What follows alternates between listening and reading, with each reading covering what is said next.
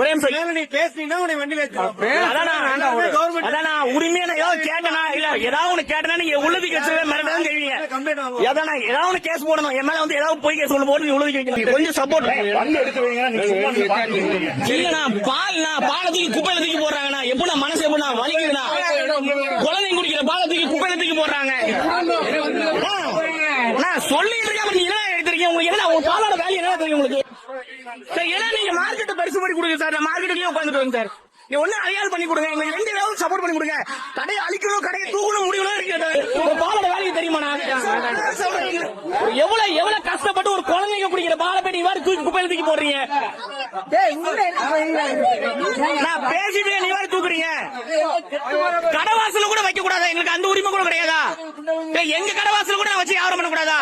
கஷ்டத்துக்கு கொடுக்குறீங்க தெரியுமா? இந்த 2 மாசமே எனக்கு கொடுக்குற கஷ்டம் பெரிய கஷ்டமா இருக்கு.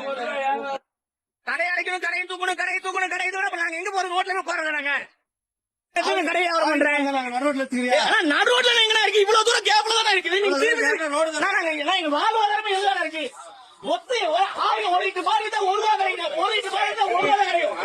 எங்க போறது? எங்கிட்ட கேக்குற நீ எங்க தேவையெல்லாம் போக முடியும்.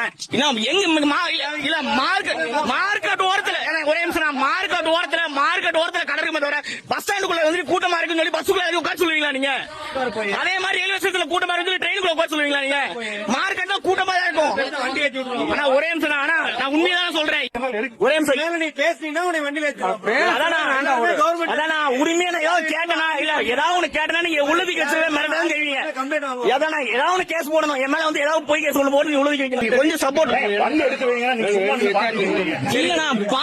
பாலத்துக்கு குப்பையில தூக்கி போடுறாங்கண்ணா. எப்படின்னா மனசு எப்படின்னா வலிக்குதுண்ணா. குழந்தைங்க குடிக்கிற பாலத்துக்கு குப்பையில தூக்கி போடுறாங்க. சொல்லிட்டு இருக்கேன் நீங்க என்ன எடுத்திருக்கீங்க? உங்களுக்கு என்ன உங்க பாலோட வேலை என்ன தெரியும் உங்களுக்கு?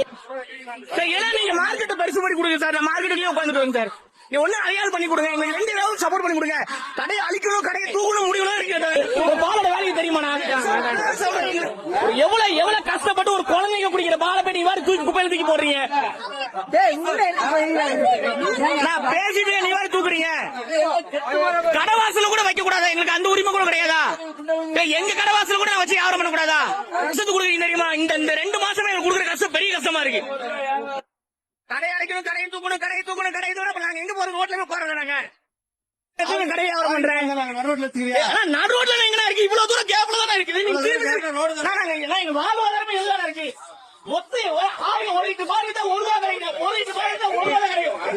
எங்க போறது? எங்கிட்ட கேக்குற நீ எங்க தேவையெல்லாம் போக முடியும். மார்க்கெட் ஓரத்துல ஒரே நிமிஷம். மார்க்கெட் ஓரத்துல கடை இருக்கு தவிர பஸ் ஸ்டாண்டுக்குள்ள வந்து கூட்டமா இருக்குன்னு சொல்லி பஸ்ஸுக்குள்ள உட்கார சொல்லுவீங்களா நீங்க?